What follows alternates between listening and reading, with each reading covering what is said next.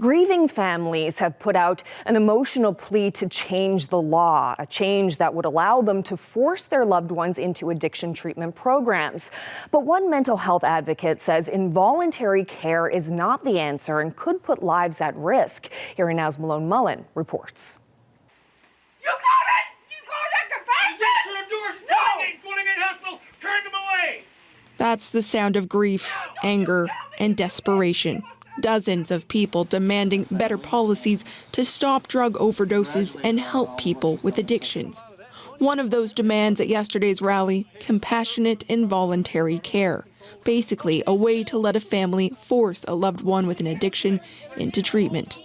This 21-year-old is on board. So when you're dealing with an illness that's making the victims of the illness not believing that they're actually sick, that's when we need to step in and say, hey, somebody else needs to be able to help take care of that person if they can't take care of themselves. Because, like I said, if it wasn't for my mom, I would probably be dead. These laws exist elsewhere. In some places, only minors can be forcibly treated for addiction.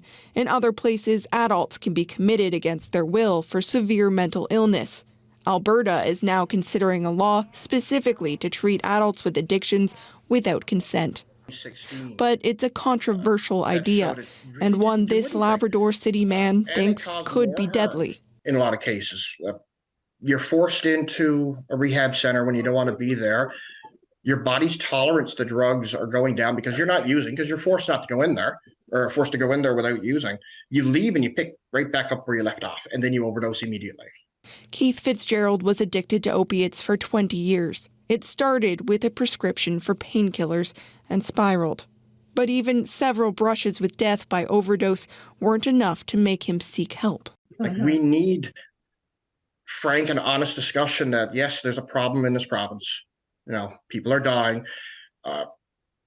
What can we do to save a life? Because, yes, I would prefer to see people find recovery and never pick up a drug again, never use again. But that's not going to happen, right? Not everyone is going to choose that. But we need to keep them alive. We need to keep our family members alive. We need to keep our friends alive. They're never going to find recovery if they're dead.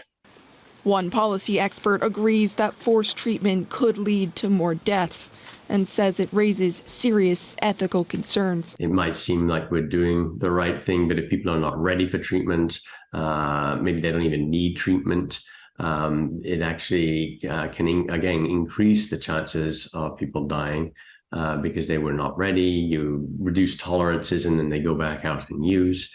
And it breaks all sorts of international conventions around human rights and self-autonomy.